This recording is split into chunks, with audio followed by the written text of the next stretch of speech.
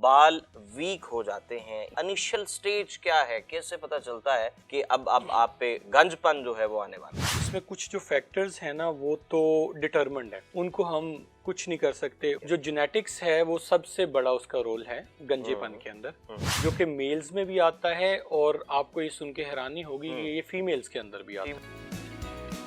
Stress का बहुत बुरा जो है आपके बालों पे, आपकी स्किन पे वो फर्क पड़ता है। स्ट्रेस हार्मोन्स को जो है ना प्रोड्यूस करता है, वो हर चीज की जो ग्रोथ है उसको रोक देते हैं। जब बॉडी में ग्रोथ रुकती है तो आपका हेयर फॉल भी होता है, आप एजेड भी हो जाते हैं जल्दी।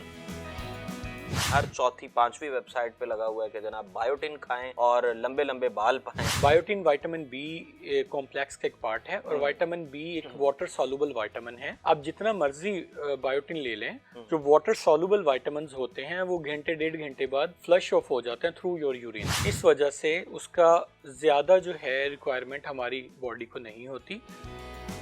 बाल टूटने की सबसे बड़ी वजह क्या है और इसके अलावा बाल बारीक हो जाते हैं, हर चौथा पांचवा शख्स जो है वो गंजपन का शिकार है। इसी हवाले से हमारे साथ आज associate professor Hameed Latif hospital doctor Shahbaz Ali मौजूद हैं, कंसल्टेंट हैं, डर्मेटोलॉजिस्ट हैं।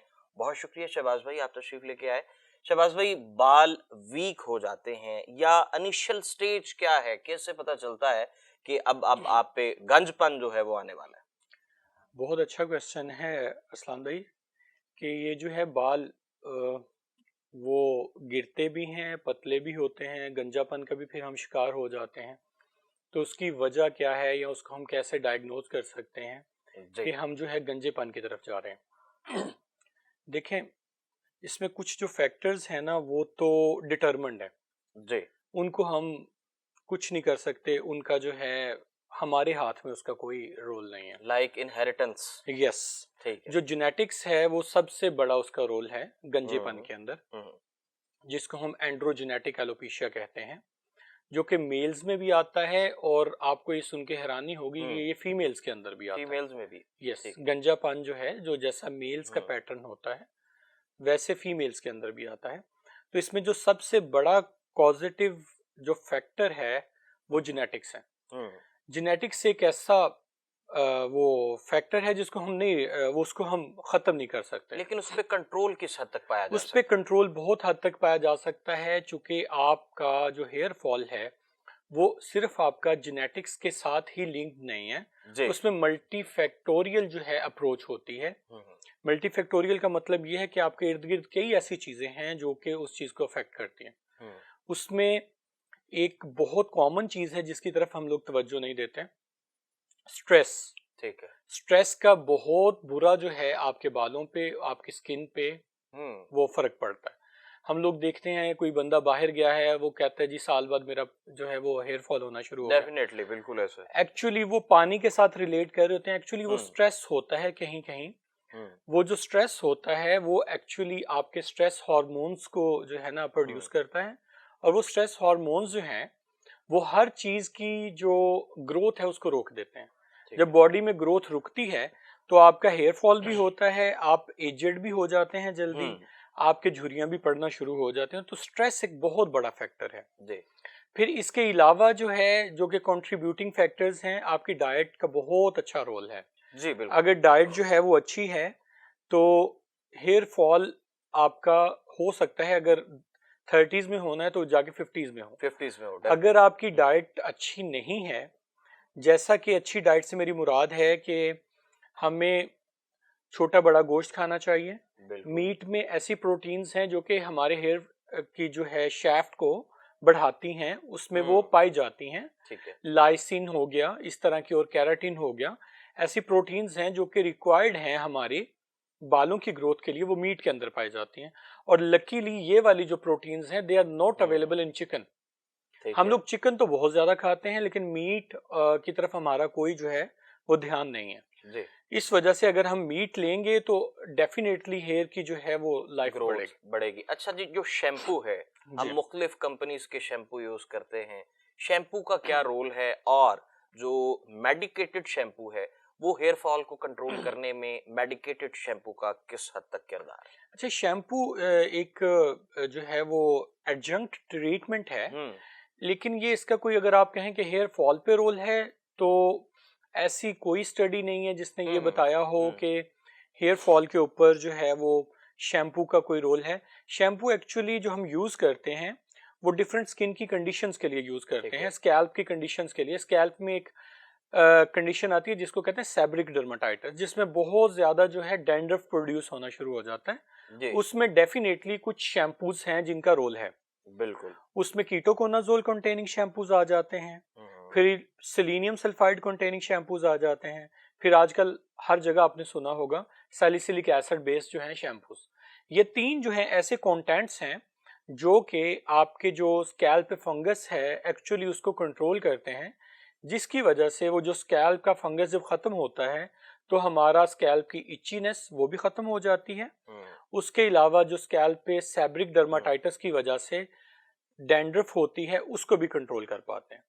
तो शैम्पूज का अगर कोई स्पेसिफिक कंडीशन हो उसके मुताबिक जो है देखा जाए तो रोल है, लेकिन अगर हम कहते हैं कि ये शैम्पू स्कैल्प को या बालों को हमारों को ग्रोथ में फायदा देगा, तो ऐसा कोई शैम्पू नहीं है जो कि आपकी जो हेयर जो फॉल है उसको रोक सके, ऐसा कोई नहीं। शैम्पू के बाद बात करते हैं हेयर ऑयल्स की। ऑनलाइन बड़े हेयर ऑयल मिल रहे हैं, तो उनकी क्या अफादियत है, क्या सिग्निफिकेंस है? और जो हमारे प्रिमिटिव तरीकेकार थे, पुराने तरीकेकार थे, रवायती तरीकेकार के, जनाब बालों पर आपने ऑयल लगाना है, सरसों का लगाना है, आंवला और कोकोनट, इनकी क्या सिग्निफिकेंस है बालों को रोकने? अच्छा, मेडिकल साइंस जो है ना वो इससे थोड़ा सा असल में डिसएग्री करती है कि इनका कोई रोल है स्कैल्प की हेल्थ में, लेकिन जो हमारे बुजुर्ग हैं या हुक्मा हैं वो डेफिनेटली इन चीज़ों को बड़ी सदियों से यूज़ करते आए हैं और डेफिनेटली इन चीज़ों का रोल है। तो इस वजह से हमने देखा है कि बाज़ लोग जो हैं वो आंवला, रीठा और शिकाकाई को बहुत ज्यादा वो अहमियत देते हैं, इवन कि वो उनकी जो है पाउडर्स फूफ बना के भी वो खाने के लिए देते हैं। जब देखा जाए इनमें तो ये सारे के सारे मल्टी वाइटामिन्स हैं एक्चुअली। तो ये मल्टी वाइटामिन्स ये डेफिनेटली हेयर ग्रोथ के साथ लिंक तो हैं, लेकिन हमारे पास अभी डाटा जो है वो कोई इतना सफिशिएंट नहीं है कि जिसकी बेसिस पे हम कह सकें कि वाकई ही जो है कोई ऑयल डेफिनेटली वो उसका कोई हमारे बालों की ग्रोथ में या जो है हेयर फॉल में उसका कोई रोल होगा। जी अच्छा शहबाज भाई, ये बताएं कि मिनॉक्सिडिल किस हद तक इफेक्टिव है बालों की हेयर ग्रोथ के लिए? बहुत से लोग हैं वो सेल्फ मेडिकेशन करते हैं। सबसे पहले वो तजुर्बे खुद करेंगे, तजुर्बे करने के बाद जनाब वो फिर डेफिनेटली डॉक्टर के पास जाएंगे। और सेकेंडली ये भी बता दें कि जो बायोटिन का इंटेक है, हर चौथी पांचवी वेबसाइट पे लगा हुआ है कि जनाब बायोटिन खाएं और लंबे लंबे बाल पाएं, तो ऐसी भी कोई हकीकत है या नहीं? अच्छा, आपका एक जो छोटा क्वेश्चन है उसका मैं पहले जवाब दे दूं बायोटिन का। बायोटिन विटामिन बी कॉम्प्लेक्स का एक पार्ट है और विटामिन बी एक वाटर सॉल्युबल विटामिन है। ठीक है। आप जितना मर्जी बायोटिन ले लें, जो वाटर सॉल्युबल विटामिन होते हैं वो घंटे डेढ़ घंटे बाद फ्लश ऑफ हो जाते हैं थ्रू योर यूरिन, पेशाब के जरिए फ्लश ऑफ हो जाते हैं। इस वजह से उसका ज्यादा जो है रिक्वायरमेंट हमारी बॉडी को नहीं होती, वो हम जो अपनी डाइट लेते हैं उसके अंदर ही पूरी हो जाती है। तो ये सिर्फ जो है वो एक कह लें मार्केटिंग स्ट्रेटजी है कि बायोटिन को प्रमोट किया जाता है। बिल्कुल। अदरवाइज उसका बालों की हेल्थ में कोई इतना खास रोल नहीं है। उसके साथ हमें सिलीनियम, जिंक और उसके अलावा जो है जैसे मैंने कहा प्रोटीन्स जो हैं रिक्वायर्ड हैं, लाइसिन उसमें बहुत इंपॉर्टेंट है। ये सारी चीजें जो हैं जब कंबाइन होंगी तब आपके बाल जो हैं वो ग्रो करेंगे, अदरवाइज सिंपल बायोटिन लेने से कोई फायदा नहीं होता। दूसरा आपका जो क्वेश्चन था वो था रिगार्डिंग माइनॉक्सिडिल। माइनॉक्सिडिल देखें जी, ये शुरू हुआ था जो ब्लड प्रेशर के पेशेंट्स थे, ब्लड प्रेशर के पेशेंट्स में माइनॉक्सिडिल दिया गया उनको, उनका ब्लड प्रेशर डिक्रीज करने के लिए, लेकिन देखा गया कि उसके साथ उनकी हेयर ग्रोथ जो है वो इम्प्रूव होना शुरू हो गई। तो ये इसको कोई 4 जो है वो डेकेड्स हो गए हैं इन मार्केट है माइनॉक्सिडिल। सबसे पहले इसका जो है टॉपिकल स्प्रे जिसको कहते हैं वेरिएंट आया, स्प्रे या फोम, वो स्कैल्प पे आया और उसके बहुत अच्छे रिजल्ट्स जो हैं वो आए। और ये वाहिद दवाई है जिसके ऊपर मिलियंस ऑफ जो है ना वो स्टडीज हो चुकी हैं। ठीक है। तो इस वजह से नो डाउट आपका जो माइनॉक्सिडिल है उसका आपकी स्कैल्प की हेल्थ में और हेयर फॉल में बहुत अच्छा रोल है। आजकल हमें जो एक और बेनिफिशियल वो चीज मिल गई है, वो लो डोज ओरल जो है ना माइनॉक्सिडिल आना शुरू हो गया। ठीक है। इसकी 10 mg जो है अगर हम टैबलेट लेते हैं तो वो हमारे ब्लड प्रेशर को कंट्रोल करती है, लेकिन जो हेयर ग्रोथ के लिए टैबलेट आ रही है वो 2.5 mg की है। ठीक है। तो वो जो 2.5 mg की है वो आपके ब्लड प्रेशर को कुछ नहीं कहती, वो सिर्फ और सिर्फ जो है आपकी हेयर ग्रोथ पे इफेक्ट करती है। तो इस वजह से आजकल बहुत सारे डर्माटोलॉजिस्ट जो हैं वो अपनी अंडर सुपरविजन लोगों को उन्होंने ओरल माइनॉक्सिडिल देना शुरू किया है। और माशाल्लाह पाकिस्तान में कोई 1.5-2 साल हो गए हैं हम लोगों ने, हाँ, जो है डर्माटोलॉजिस्ट ने इसको प्रेस्क्राइब करना शुरू किया और हम लोगों ने प्रॉमिसिंग रिजल्ट्स देखे हैं। इस वजह से टॉपिकल प्लस जो है ओरल माइनॉक्सिडिल बहुत अच्छी मेडिकेशन है, लेकिन उससे पहले आपको किसी डर्माटोलॉजिस्ट के पास जाके ये कंसल्ट कर लेना चाहिए कि आप उसके जो है कैंडिडेट भी हैं कि नहीं है।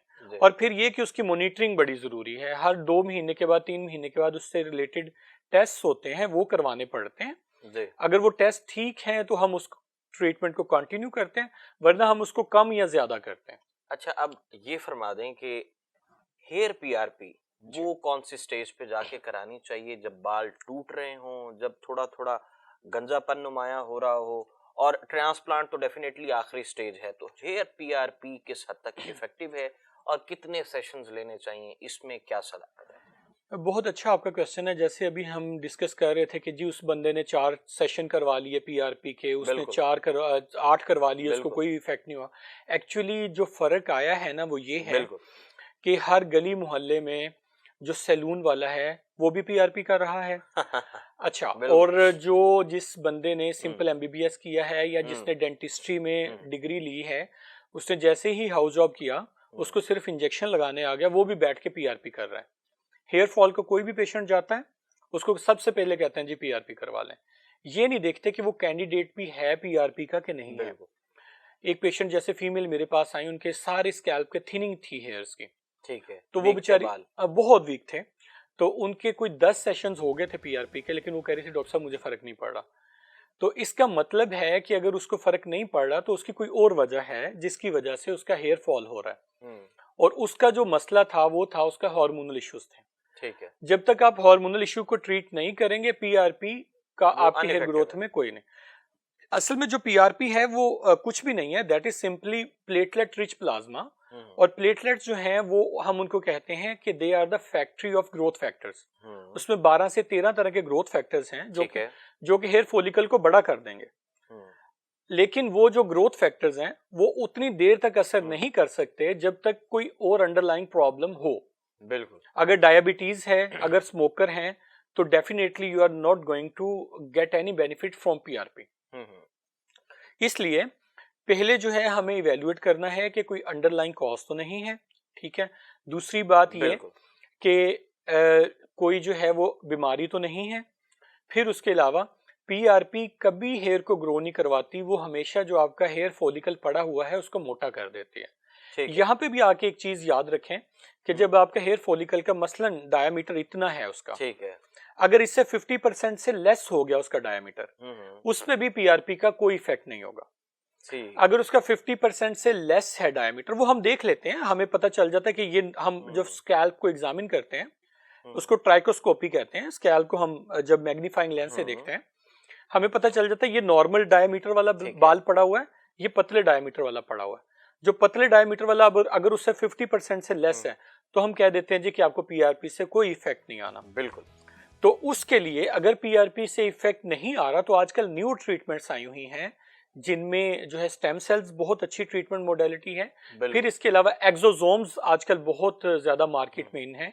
एक्सोसोम्स जो हैं अगर आपका थोड़ा बहुत बेबी हेयर भी पड़ा हुआ उसको भी ग्रो करवा देते हैं। डेफिनेटली। चलें जी, बहुत शुक्रिया जी। डॉक्टर शहबाज अली हमारे साथ मौजूद थे जो कि एसोसिएट प्रोफेसर हैं, डर्मेटोलॉजिस्ट हैं, हेयर कंसल्टेंट हैं। बहुत शुक्रिया डॉक्टर साहब हमारे programme. Thank you so much.